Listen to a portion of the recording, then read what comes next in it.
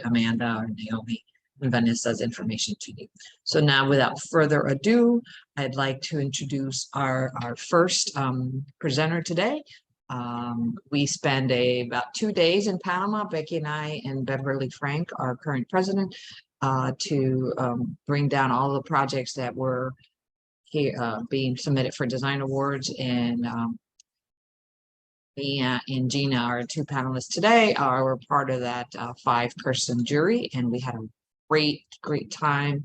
The conversations and the discussions were some of the best I've had about architecture in a long time. So then I asked both of our esteemed jurors to be our presenters, and they said yes. You know, people are always say yes, and then they realize, oops, I shouldn't have said yes. So we will start with Mia, and then it'll be Gina's turn. So Maria Isabel Arias, also known as Mia, was born in Panama. She obtained her bachelor's degree in architecture and fine arts from the Rhode Island School of Design in 2005. She founded and is a CEO design principal at Taoma Architecture Studio in Panama. Mia works to design through the different scales of architecture, always putting the creative process and human experience at the forefront. In 2019, she created Lab FIO2, a platform for social innovation that promotes divergent and critical thinking, constructing agents of change. It combines architecture, urbanism, and the creative process in a collective environment, mobilizing students, professionals, and the community to formulate comprehensive and assertive solutions for Panama's sustainable future. And with that, we give the floor to Mia.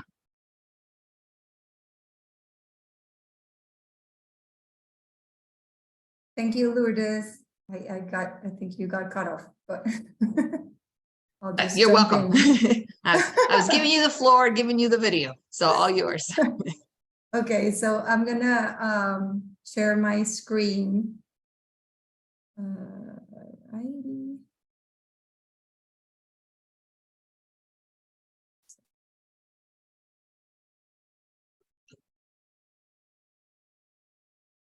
All right. Can you all see my screen? Yes, we do. All right. First of all, thank you once again for inviting us to this wonderful space of women, architect women. We're very glad to be here. I want to start my presentation today with this thought, which is design is to create human experiences. Because my journey as an architect has been exploring how this applies to different scales of ways of life and how this mindset gives us purpose as well as social responsibility.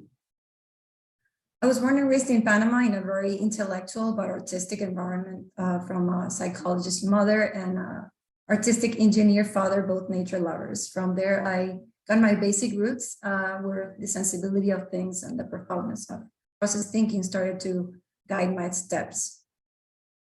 So following these principles, I was interested in a similar environment for my professional education and luckily got accepted in the Rhode Island School of Design that mainly focuses on design process thinking, which allowed me the opportunity to have fun in the process, but at the same time to ask questions that then led me to a range of pathways that resulted in infinite possibilities of the human experience. After college, I decided to stay in the US to further grow in my professional experience. So I chose to go to Florida because it was warmer, I had a more Latin community, and it was closer to home. So I worked there for 4 years in an architecture and urban design firm called Siskovich. Maybe a lot of you know that firm.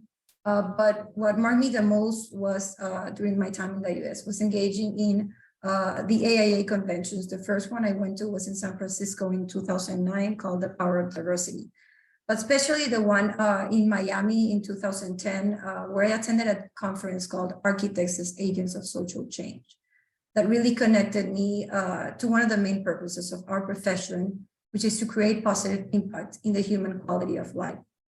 So finally, after 10 years in the US between college and work, I came back to Panama, to my hometown, where I worked for 2.5 years in a local firm, and finally opened my studio in 2010, my studio called Taoma. We are a very energetic group. working in a fun and dynamic environment, a group of crazy people in a crazy place. Our creative space is where design happens everywhere, at any point, at any time, at any surface, vertical or horizontal. We create design community. We believe in constructing a creative and fun work environment because a curiosity of exploration and discovery need to be incentivized in order for design process thinking to take place. So this brings me to our work philosophy, which focuses mainly a great deal on creative process thinking, which is what gives meaning to our work. We believe investing time on this stage results in enhanced human experiences that add value to the quality of life in every scale of design we are exposed to. We design different scales of human experiences, and in each case, we always try to keep the same profoundness of process thinking. So I will share with you some of our work, starting with the scale of an object, in this case, a lamp. This is a wood lamp. We here wanted to challenge the boundaries of the material, which is a very rigid material, which is wood. And by employing it with layers of veneers, then we created this curve. And then when we combine it with light, this just creates a different phenomenon, which was really interesting to explore for me. Moving on to the scale of the interior realm of interior design, we also pay very close attention to detailing and how to articulate the indoor space with objects and how that activates the human experience. I'm going to show these two projects, interior projects, one which is commercial, the other which is residential. This one particularly we are just turning in. It's just finally getting built, but we don't have the final images. So I'm going to show some renders and some images of the project built.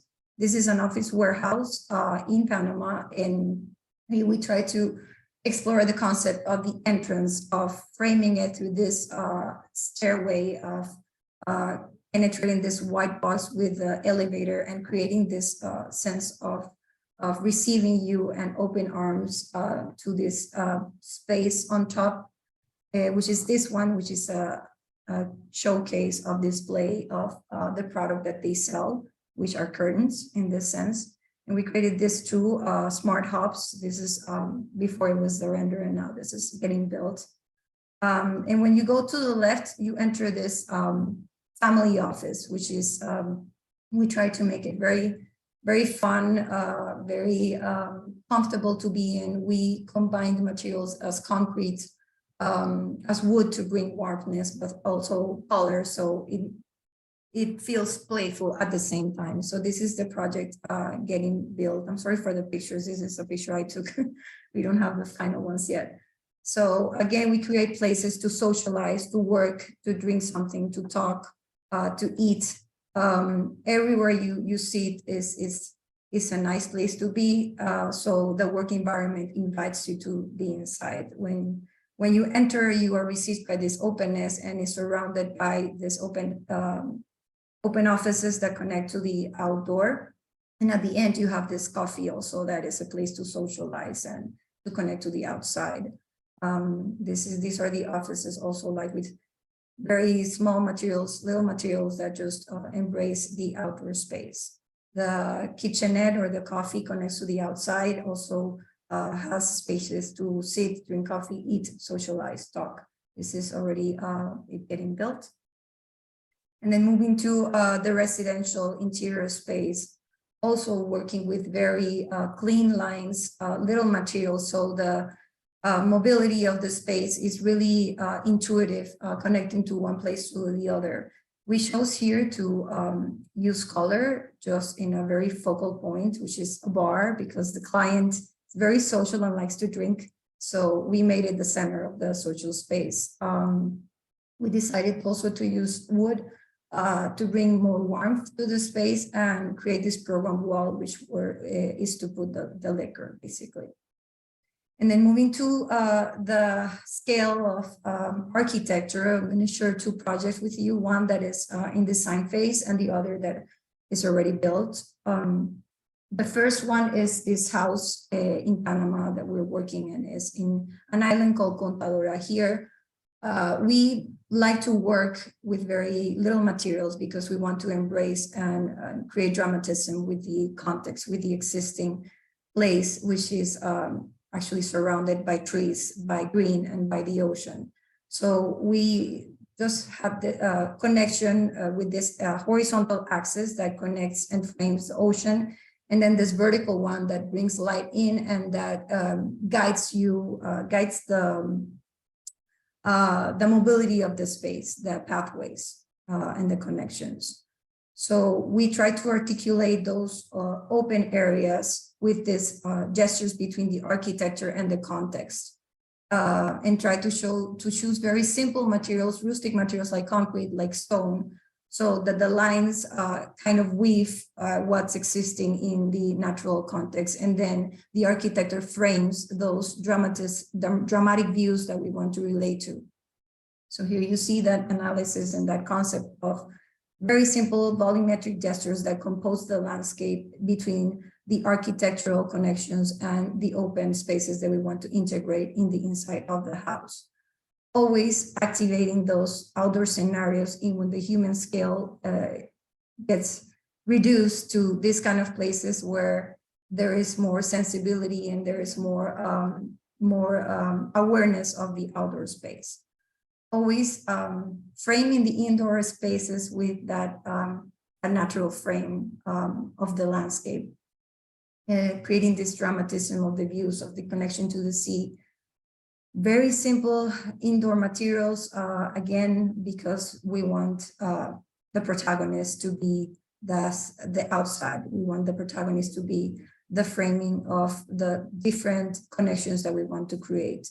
And the landscape, the slope of the landscape becomes also like an informant for us that would program the spaces as they go down, as the architecture escalates and integrates to the landscape itself, and creates this type of scenarios in which you are already coming in and connected to a space that is roofed, but that connects to the landscape outside and to the social areas below, bringing dramatism again and again of the natural environment and the architecture, and kind of creating that that phenomena that already exists, but enhancing it a little bit more. Water is an element that I always like to bring into the projects, combined with the green of the landscape. For me, are two very important mood board materials that are always have to kind of weave the whole architecture of the project. So the materials of the architecture at the end of the day are very simple. They just connect and activate the program of what is already existing, which is the natural scape and the sea.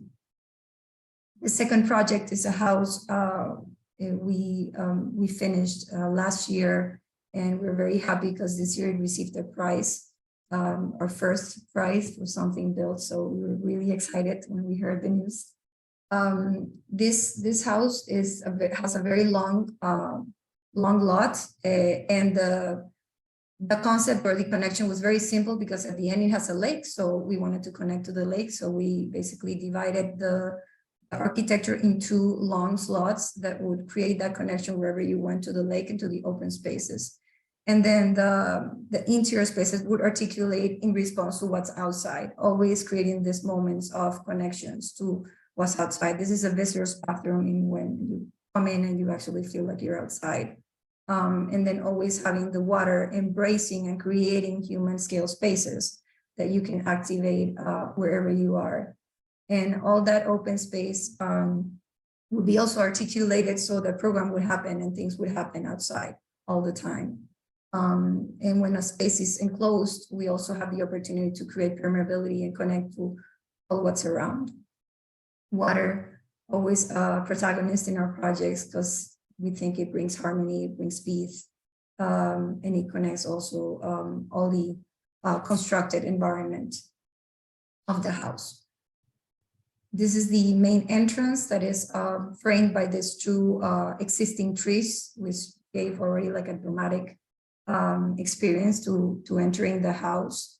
And then how the wood the wood envelope just weaves the whole house, and the interior and outdoor, the outdoor spaces also combining with the green are always articulated with the water and the simplicity of the materials of the facade.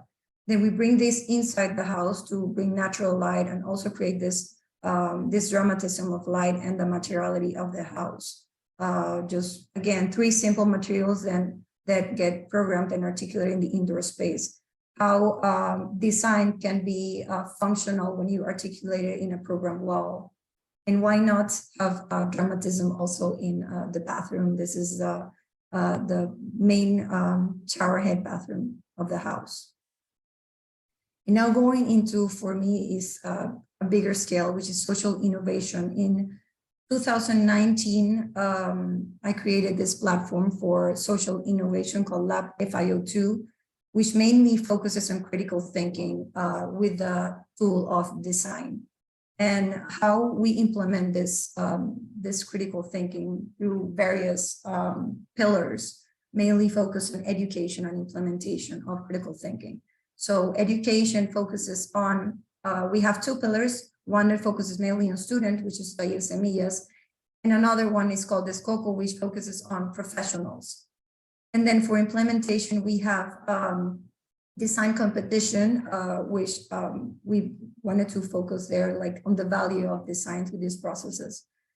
And community, which connects to people and connects to social responsibility. And the same goes for urban acupuncture, which is the last pillar, which also connects to how do you create change through small interventions. So with Taller Semillas, we have already created a community of professionals and students that are making a relevance already, that are making a difference, that are starting to be designed responsibly, designed differently, and also us professionals, we're trying to connect to a part of us that maybe we forgot in college. So, and that ended up in an expo, in an exhibition of the best works last year of the students in a place of community of design, which was really interesting.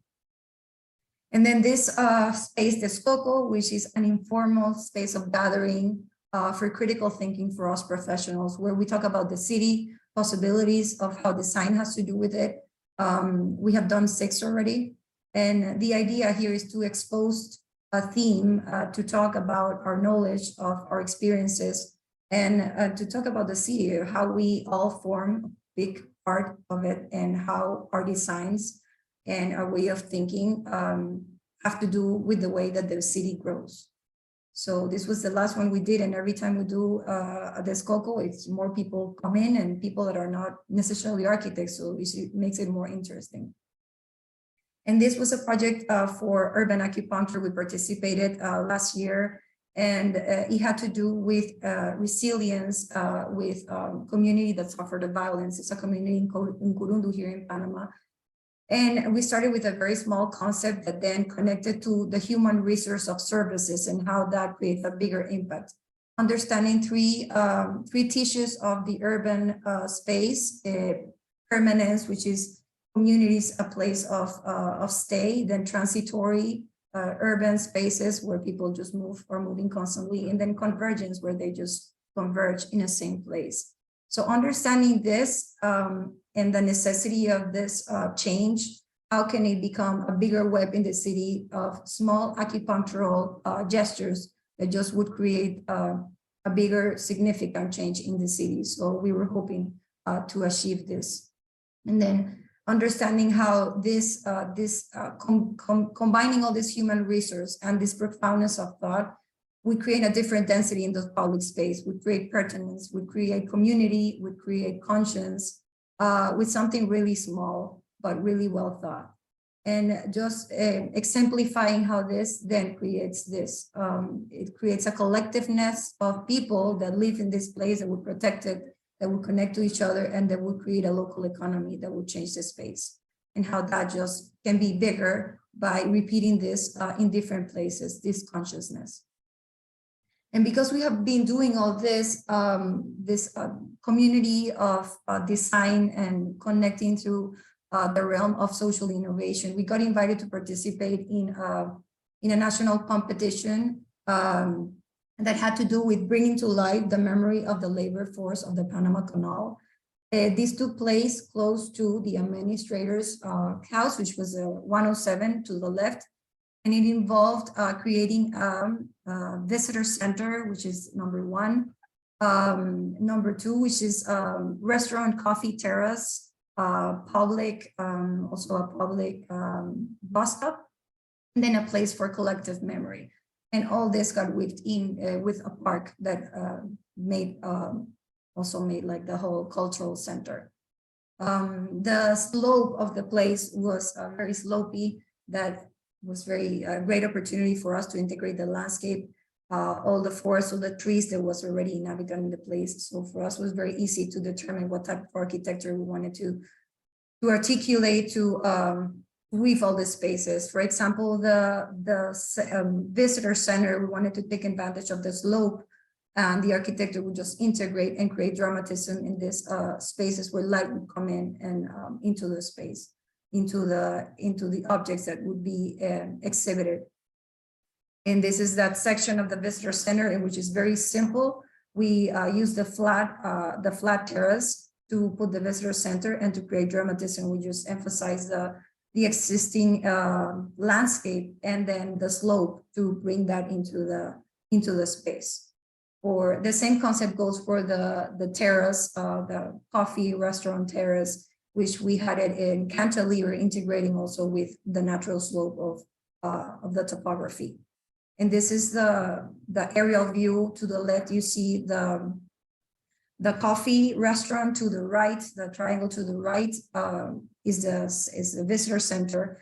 There are two materialities that you see here because we wanted to connect to the memory of the labor force in two ways. To the right, we connect to the dark side, the dark period of the labor force, which connected to the carvings of the Panama Canal. And that's why you see a basaltic stone to the right. And then to the left, we wanted to create memory through color, through flowers, to connect to the mixture of race that they left us as legacy. So the project consists of creating these pathways that connect one program to the other in a very inclusive place, accessible to all, in which we connect the green that is existing to the colorful flowers that connect to the memory of the labor force. This is the entrance to the park. And then at the end, you see the visitors center that extend from the landscape and create this open the entrance to the place. And you see the basaltic stone that we brought to connect to that dark period of the labor force. Places like this that will connect to poetry, to the memory of the labor force. And when you come inside, then you have this dramatism of darkness and light, in which we bring the landscape into the space through light and through also bringing again the basaltic stone to these spaces in a very simple manner, but to create that dramatism that connects the memory to them. We also wanted to connect to water because it's a main resource for the Panama Canal. We also have like a water collection system that was proposed, and bringing that to the natural spaces on the outside that would articulate the park. And this is that observatory at the top of the visitor center, always mixing with the existing landscape. And here we see the observatory post on top of the restaurant coffee terrace that will connect to the surroundings again. And to enter, you have to go through there and then go down into the space. So then their relationship now relates to color, relates to that memory of that mixture of race that they left us as legacy. Again, bringing the light and the darkness and the simplicity of material that is surrounded by the landscape. And here you see an aerial view of that, how the terrace just lies in the landscape with the colored roof flowers. Finally, I am here with Gina. We are in Transversal, the biggest scale of all. We got invited to be the presidents or co-directors of the next National Convention of Architecture in Panama, which we decided to turn into a festival of architecture and art, in which we want to envision how architecture and design are basically depending. It doesn't matter the scale that we work in. We just have to make design holistic, in which all this profoundness of critical thinking and creative process of design is what gives relevance to our profession. And we are constructing this festival aiming to envision this thought in our daily practice. So that's it. Thank you for everything. And I leave Gina now, or I hope I didn't exceed my time. No, you did great. Beautiful, beautiful work. It's like I feel like I'm back at the juries. Your words are so much how you design and how you analyze your buildings is very much how you did it when we were there last month. So I felt like it was back. So thank you so much. Our next speaker is Ginette Gotti. Gina. Ginette is a Panamanian architect who graduated from the Catholic University of Santa Maria La Antigua, USMA in Panama, with postgraduate studies in architecture and design at Elisava Pompeu Fabra University and a master's degree in architectural design at the Polytechnic University of Barcelona. In 2010, she established the architecture studio 2G Arquitectos with Ivan Gripaldi, based in Panama City. The studio has received awards in multiple international competitions, has been published in several local and international magazines, and has participated in international exhibitions. Gina is also visiting professor at the ISMA School of Architecture and Design of Latin America and the Caribbean. And with that, I give the floor to Gina, and you can share your screen. Thank you, Lourdes. And also thank you, Mia, for that introduction. Okay, let me share my screen. Let's see here. Okay. Now you can see my screen, no? Yes. Let me put down below. Enter full screen. Okay. Perfect. Thank you. Well, as Mia said, we are here together also as co-presidents of the next Architectural Convention of Panama that we turned into a festival because a convention wasn't enough and because we like to do many things, and we just decided that it was relevant to do it during that time, to do as many things and articulate and connect with as many people as possible. That's what we believe is design. That's what we believe is architecture. It's the possibility to, one, learn something new every time. Each project is just the way we learn, the way we express ourselves, the way we grow as professionals and as persons, as people. But the thing is that we decided also to connect, and that is what design does. It connects with other people. It's meant for other people. So what we wanted is to, what I'm going to present here is pretty much like with the same purpose as Mia presented, that we're trying to present different scales of design, different ways that we believe that design develops and that we create things. My firm is 2G Arquitectos, my studio.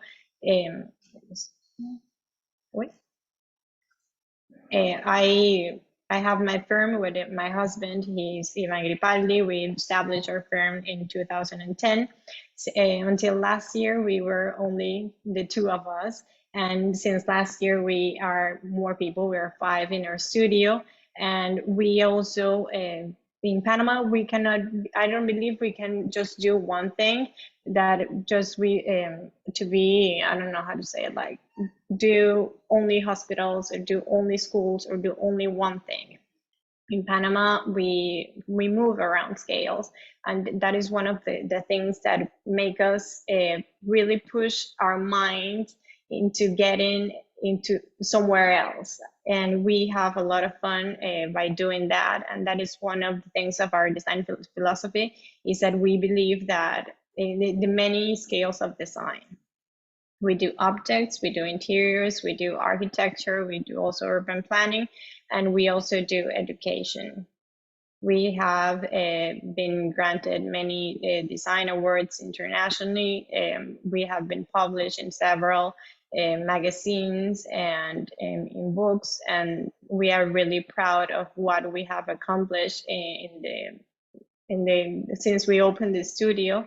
And well, the first project I'm going to present is an object. I made that project in 2018, and the name is the Ritual del Café. That is like the coffee ritual. One of the things, like the insights that we had, this is a current insight, but it has been building with the years. It's record prices. We in Panama, as it says there, Panama coffee industry is marginal, but the country has specialized in producing specialty coffee such as Geisha, which is marketed at record prices, especially in Asia and Europe.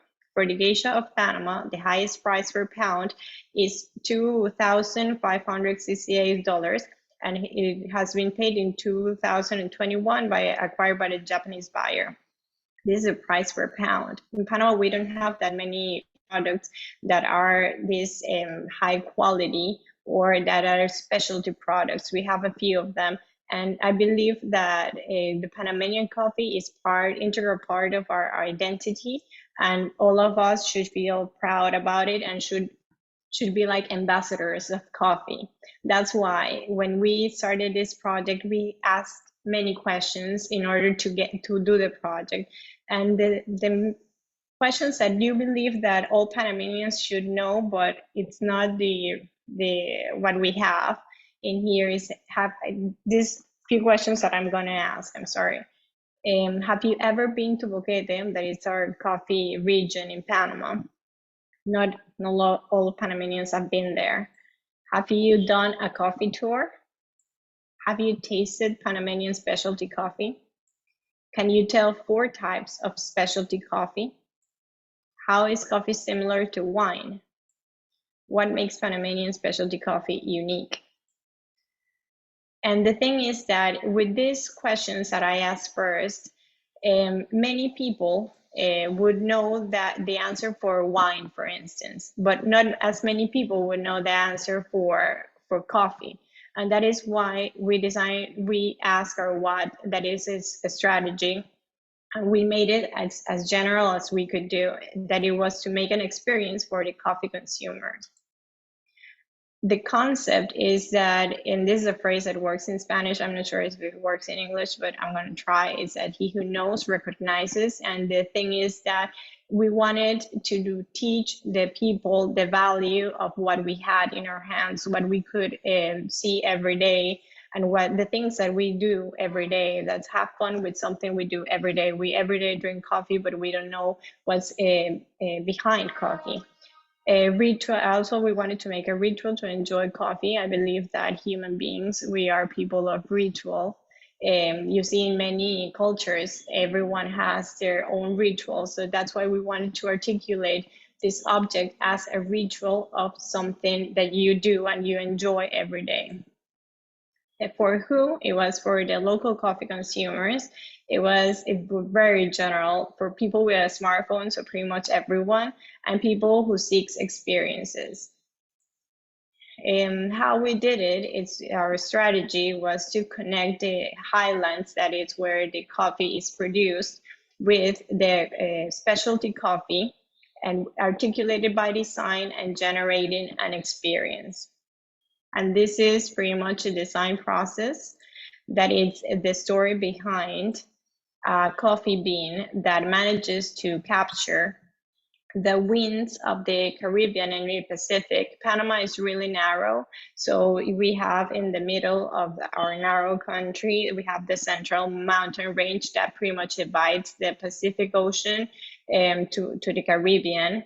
And the winds of both oceans meet in there. And there in this mountain range is where the highlands are and where all the coffee region of Panama is.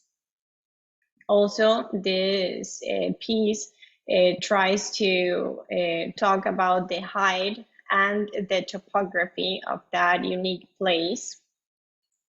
It talks about the microclimates, that it's pretty much the same as wine. Is the similarity that a coffee has with wine is the terroir, that it's a French term for this very specific places. And they are so specific that you can say like the winning coffee or that coffee that they sell for $2,000 per pound grows underneath that tree. And it's amazing because pretty much all the conditions change from 1 meter to the other one, and this is how different all this area is. We have this the coffee producer. These areas are Renacimiento, Boqueta, and Volcan, which are the three main places where you can find coffee, specialty coffee in Panama, that are in the skirts of the highest point in Panama, that it's a volcano. That's Volcan Baru volcano. And with all this, we articulated the experience of specialty coffee in Panama. We had our team that we did the first coffee ritual, that is this one in green, that it was made with MDF, and we were only 4 people trying to do this entire experience, with each one managing a part of the object pretty much. I did the design, the other team, they developed it and they constructed the piece, and also it was we did it in many coffee shops in Panama. So the first coffee ritual, we connected 9 coffee states from the highlands that are pretty much at 600 kilometers from the city. We connected those with 2 coffee types, which was Geisha and Catuai, with 12 coffee shops in the city, and we sold 2,000 rituals. That it's pretty much for the people that enjoy coffee in Panama. And I always believe that projects end when you want them to end, when you say it's done. And we always, when we finish something, we ask ourselves again, like, and now what? When we finish the first ritual, then we learned so many things about the piece, and we had more time in order to develop a better piece. And that's why we went with ceramic. Then I traveled to Medellin in order to find someone that could do the piece. And we also, because we had another new material, then we understood that we could do some design changes in order to refine more the piece, understanding that the material was an important part of the entire design. So on the next year, we had 14 coffee states. We had 4 coffee types, which were Geisha, Catuai, Caturra, and Java. We had 14 coffee shops, and we also sold 2,000 rituals in Panama. Then when we finished that, we took that coffee ritual to Guatemala. And now it's going to be also, we've been doing that yearly since 2019. And it has connected with more people, understanding that this is talking particularly about the coffee regions in Panama and what makes Panama coffee special. But it's also talking about Central America that has a really similar situations for the weather, for the geography, the topography, and many things. So it has connected very well also in Guatemala. It also got selected for Bienal, like, yes, it's an exhibition of design in Spain representing a Panamanian design. And it also got featured in the Perfect Daily Grind with talking about these experiences, because the coffee ritual is a piece that offers like a canvas for coffee pairings. So it talked about these coffee pairings that people were starting to do. And that was amazing, because this is a huge platform for coffee enthusiasts in the world. And now we're doing the coffee ritual for Colombia, but that would be a completely different piece. And we are asking, again, some new questions about the coffee regions in Colombia and what makes the Colombian coffee amazing. So we're right now working on that. The next project I'm going to talk about it includes architecture and interiors. We made that project. We started in 2013 and we took the photographs in 2020 because we finished pretty much that year. So we spent 7 years working in this project. So I wanted to present that because I really feel it represents me because we grew with that project. This is a project you can see in the back, the Panama Canal. It's right here. These are the Miraflores locks. This is a project plot. Here is a tropical rainforest. And also you can see this is in a military base, US, American military base. And these are the Fort Clayton houses. What we did, it was this entire project that had a villa, these townhouses, and this co-working. Here you can see also the rainforest and the Fort Clayton townhouses. The first part of it that I'm going to present are the townhouses that we made. Each townhouse has 3,800 square feet and is located, all of them are located in Clayton, Panama. Our design concept was to to get inspired in what we had there, that were those Fort Clayton townhouses, understand what like their insights in order for us to have our contemporary vision or version of those townhouses. So they could relate, they could talk, but they were made in different times. So we wanted to learn from them in order to do or to propose something that made sense in that space. So we understood like these townhouses have many particularities. They're not, well, their first floor ventilates.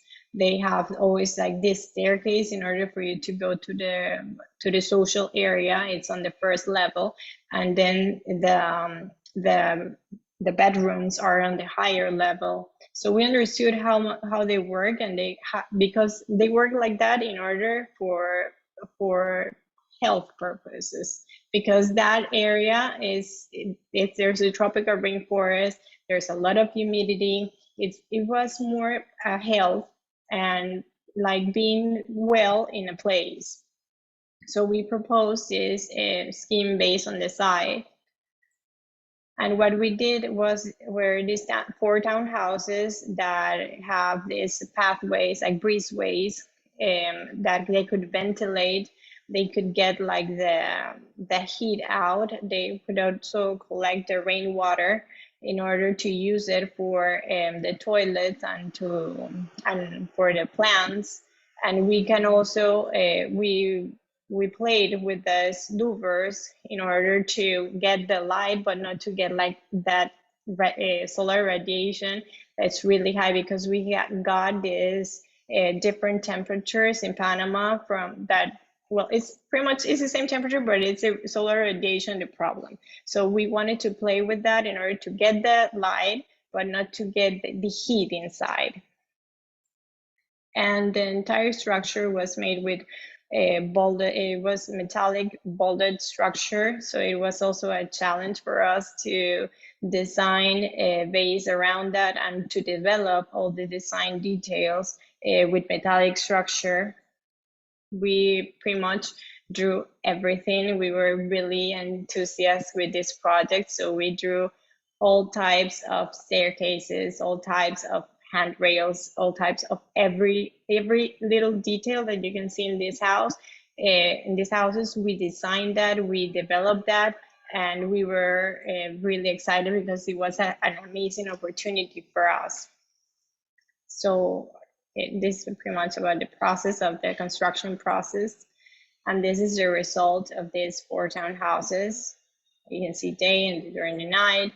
And also one of the things that we wanted was to connect with the exterior. That you can see it in here. This is a rooftop. Well, you can see it in here. They connect with the exterior because we believe that the exterior is always part of the interior. It's like an extension of what you're trying to propose in the inside. Then there's the main house that we call it Rainforest House. If you remember the first, the drone picture where you can see the entire project, this house is really near the townhouses. But the program is completely different, even if its housing is completely different. So we wanted to have everyone have their privacy, even if the plot wasn't that big. So that's why we decided to make this house. The concept is living between walls. We all live between walls, but these big walls that are solid walls, they articulate the entire house. So this is an 18,000 square feet house, that it was all made with bolted structure. And we were involved in all the design and construction process. So also it was an amazing opportunity to learn a lot. And this is like the final pictures. And you can see, like, as you approach a house, it seems very solid and you cannot see a lot through the house. This is the main entrance. And then when you get inside the house, it is completely transparent. It starts to open in front of your eyes in order to connect with the rainforest. So all parts of the house, for instance, this is the living room, the living room that connects with the exterior, and everything has their connection to this rainforest. Inside everything, that's why we spent 7 years designing this house. And now with this house, it was featured in a local magazine, but it also was featured in several international brand catalogs, in international magazines. And it also took us to Venice, to the past Venice Biennale. We presented this project in an exhibition that was made during the Biennale de Arquitectura di Venezia. Then last year it got shortlisted in the Plan Awards. And this is what we like to push ourselves in order to get the project. The project finished in 2020 and we got these amazing pictures, and we needed to push it to get it somewhere. And this is one of the things that we really enjoy, to communicate the projects. Then the last project that I'm going to present, it's about education. I did this in 2018, and it was an ephemeral architecture festival in Panama. And my biggest question was what academic initiative I would have enjoyed in college. And that's why that was the purpose of everything that pushed me into, then I knew what I wanted to do, and then I knew what story I would like to tell. The strategy was that these college students designed, constructed, and assembled these ephemeral installations with the technical help and manpower of this Escuela Taller, that it was like a technical high school for kids under social risk. And the concept was to discover and rediscover our history through these installations that are specific to the places, and creating a dialogue between heritage and contemporary architecture, activating the public interest. The installations should be specific for the place, and they should not leave any footprint. So one of the things, the story I wanted to tell, is that many of us, we don't understand the old quarter of Panama as a fortificated city. Maybe we have heard a lot of Cartagena, but we don't see our Casco Antiguo as this fortificated city with these bastions. And we have these 8 bastions in our old quarter, and the earth bastions this is the sea. What is around, this is like a peninsula, so this is the sea. And this that was connected to the city and where the city grew, those were like eaten by the blocks, because when the city needed to grow, these bastions disappeared in the city. They used the stones, they demolished some of them in order to build up the streets. And so I wanted to refine them and do something with them. You see the layout of the city and how it was where the city finished, and this is everything that grew around it. So you cannot see this fortificated city anymore. And this is how Cuadra, that it was an ephemeral festival that we made, was born. There's also the team. It was me, one of my friends, that he had another gastronomic festival. So we did it pretty much together in order to connect with more people. We connected with also Escuela Taller de Panama, that was this technical high school that I was talking to you about, and with 2 local universities. Then these kids, they made this ephemeral installations that I believe each of them, it's an entire new presentation, because they all made the right questions in order to propose the best installation for the sites. You can see in here that these are the kids from the university, and the other ones are the kids from the technical high school. And here you can see like the one side and the other side, but when they're building things, they're all together. And that's what we wanted to create, to erase those social borders, in order to, because if you have purpose, if you have something you want to do together, then you don't have a barrier, you don't have those borders that we usually have in our countries. This is what they built. They designed that and built that in 2 weeks. Then the second installation, this is another one that was in the main bastion of the fortificated city, on the entrance pretty much. This installation that they did. And this house, for instance, it burned down 1 month after we did the festival. And it was so meaningful, because they connected with the place that it was all of our city. This is our city, and we are so not connected to our city, because we don't know the history. We never stop in the places. We never stop to just stop and think on these places and how they have built up our identity. And this is the third installation.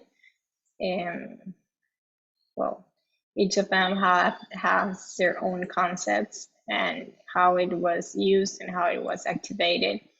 What for me, the main thing is that we made three installations with 2 universities, with 2 courses, 2 classrooms of this technical high school, and we were in total 73 students and 11 professors. So it was one activity, 3 installations that articulated that many people in order to build something, to do something. And with the Now What, it was published in many international platforms. It was published in the main newspaper from Panama, also in local magazines. And it was also in an international exhibition in Spain. And my conclusion of everything is that we always involve our kids in everything that we've been doing, but we get them involved because as architecture, they are part of our lives. You know, as everything, all of us, we're women trying to do many things every day, and we are not one thing or the other. We are everything. And I believe that architecture is not only a job, but it's a lifestyle. These are my kids enjoying the coffee ritual. we as a family in the Clayton Villa, the Rainforest House, and us in the Venice Biennale participating all together. So this is how like I've been growing through design, and I hope design gets me into that place that I've been pursuing so many things, but growing also as a person, and as a professional. So thank you. Wow. You guys definitely have a lot of things going on, and you're successfully completing them all. So that's amazing. I don't know if you, obviously you both have been busy presenting your work, but if you see the chat, everybody's kind of in love with it. In fact, Rosa Lowinger wants to plan a trip. So when's the conference? This is your opportunity to sell the conference date, you know, because I'm like, when is it? So I can put it in my calendar. It's in January, from January 22nd to 28th. 8. Mhm. Ooh, that gives us time. So you have time, yes. So we have Yes. time. That's it's beautiful, beautiful work. I love how you tie your analysis and studies into your actual work. So you can manage to have a life, right? Like the most of us. And so we're almost done with time, but if anybody wants to have a quick question, you know, we don't want to take up everybody's time too much. Please ask either on the chat or turn your phone on, or I mean your screen, but the beautiful work, both of you, it's like very, very dynamic. I don't like coffee, and I wanted to try the coffee, right? So, and I think That's great. Jennifer is a fellow Panamanian, so who works here in the U.S. You actually have one of the coffee shops of my nephew in your Which one? Mentiritas Blancas. Mentiritas Blancas, yes. It's a small world. I am so glad to see this. This is so cool. I left Panama a long time ago, and the last time I was there, it's been over a decade. So planning on coming back, and I want to see. I've been hearing a lot of it, but of course you get busy with life and kids and family, and I haven't been back. And actually in the last year, we started thinking we got to go back. We have lots of family, lots of properties, lots of everything. I want to get in touch with you guys. January 2024. Can't visit then. My kids are in school. You can bring them. Yeah, it's summer in Panama, but it's Yes. school time here. It's vacation Yes, time in Panama, Yes. but not here, unfortunately. So, well, absolutely stunning work. This is wonderful. Thank you so much for joining us. We definitely have to extend out of these Zoom, now that we can Zoom everywhere, to even beyond our borders. So this is great. Definitely, I personally enjoyed so much the days I spent with you when I was in Panama, and your work is beautiful. It's just the right element of everything. So, and it doesn't have any Sarasota there. So that's great. So with that, thank you so very much. We usually record this, and I'll make sure that both of you, that Becky sends you the recording if you want to share it with your friends and family and whoever you want. And then obviously we always put it in the base camp that we have. And Rosa Lowinger has volunteered to run a trip to Panama. She doesn't know that she's the one who started it. But there is certainly a lot of work, and I've never been to Boquete. I'm willing to try coffee, right? So Next time for sure we'll do the coffee ritual in here, and you'll try the geisha coffee. Yes. I'm not sure I'm gonna pay $2,000 a pound. No, you're gonna try another one. This is for another market, but we're gonna try the one from Mentiritas Blancas that is really good.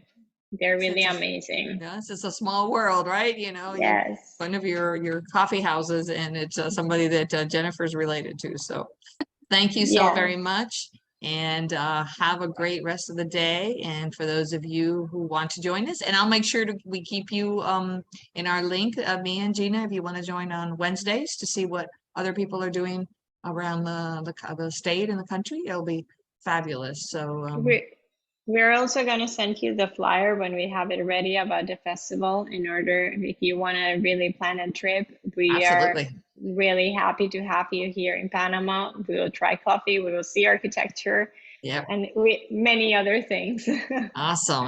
I'm looking forward to them. And we're gonna have to rope in Rosa, who's already and Beatriz, you know, we have a couple of people here that I know they'll do it. So For sure.